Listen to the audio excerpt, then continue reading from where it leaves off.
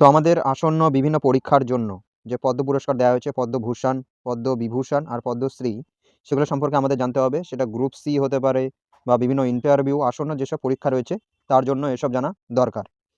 তো প্রথমে আমরা জানবো যে এটি কী উপলক্ষে দেওয়া হয়। এটা কী কী? ইতিহাস, পরিসংখ্যান আর সকল বিজয়ীদের একটা তালিকা দেওয়া হয়েছে এখানটা। এটা প্রজাতন্ত্র দিবস উপলক্ষে স্বরাষ্ট্র মন্ত্রকের একটি ঘোষণা। ঠিক আছে? তো এখানটা দেখে নেব আমরা ভারতের সর্বোচ্চ বেসামরিক সম্মাননা এটা।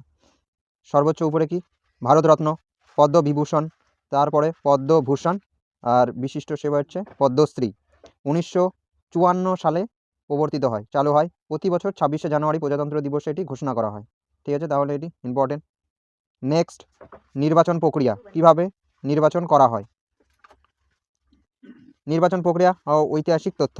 প্রধানমন্ত্রী দ্বারা গঠিত কমিটি সভাপতিত্বে ক্যাবিনেট সচিব সুপারিশ অনুমোদন করা হয়। চূড়ান্ত অনুমোদন কার দ্বারা হয়? প্রধানমন্ত্রী, রাষ্ট্রপতির দ্বারা। আর প্রদান করা হয় রাষ্ট্রপতি দ্বারা। এটি শুরু হয় 1954 সালে। 1956 সালে নাম পরিবর্তন করা হয় প্রথম, দ্বিতীয়, তৃতীয় শ্রেণীর।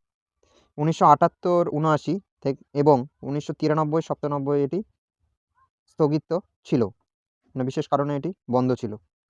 নেক্সট, এক নজরে পুরস্কার, পদ্ম পুরস্কার 2026-এ টোটাল 131 জনকে পদক দেওয়া হয়। 5 জন পদ্ম বিভূষণ, 13 জন পদ্মভূষণ আর 113 জন পদ্মশ্রী পান।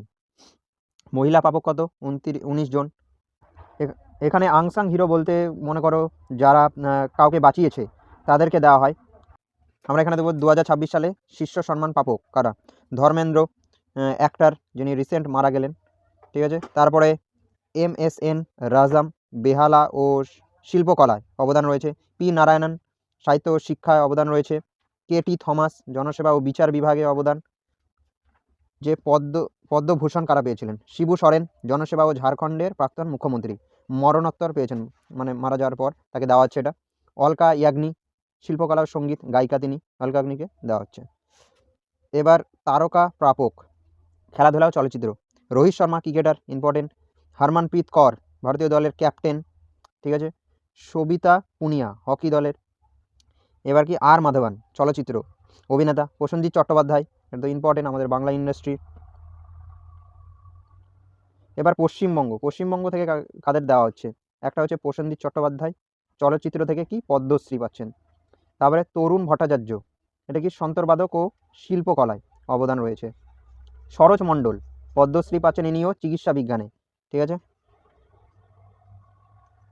এবার পদ্ম বিভূষণ প্রথম প্রাপক কে ছিল? সত্যেন্দ্রনাথ বসু। তিনি কে ছিলেন? পদার্থবিজ্ঞান ও গণিতে অবদানের জন্য তিনি বোস আইনস্টাইন পরিসংখ্যানের সহ প্রবর্তক ছিলেন। প্রথম মহিলা নৃত্যশিল্পীকে? টি বালা সরস্বতী, তিনি প্রথম নৃত্যশিল্পী হিসেবে পেয়েছিলেন।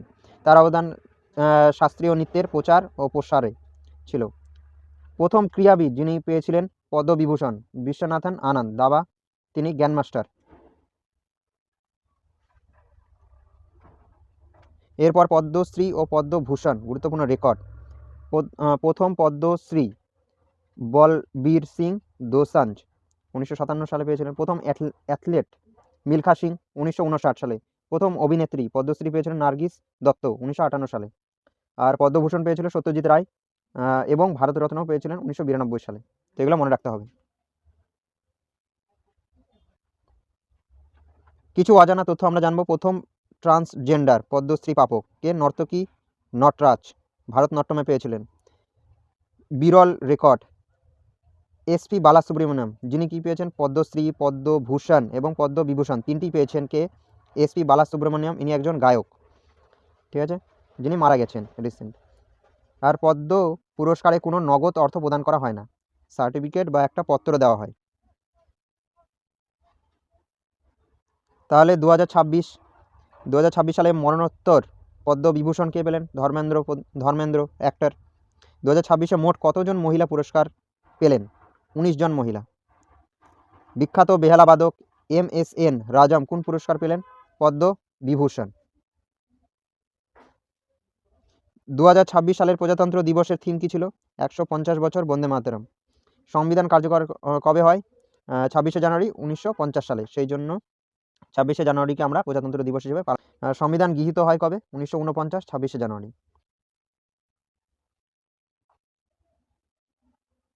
তো এগুলো ছিল ইম্পর্টেন্ট কিছু আমাদের প্রশ্ন উত্তর এবং পুরস্কার, যেগুলো আসন্ন পরীক্ষায় খুবই ইম্পর্টেন্ট।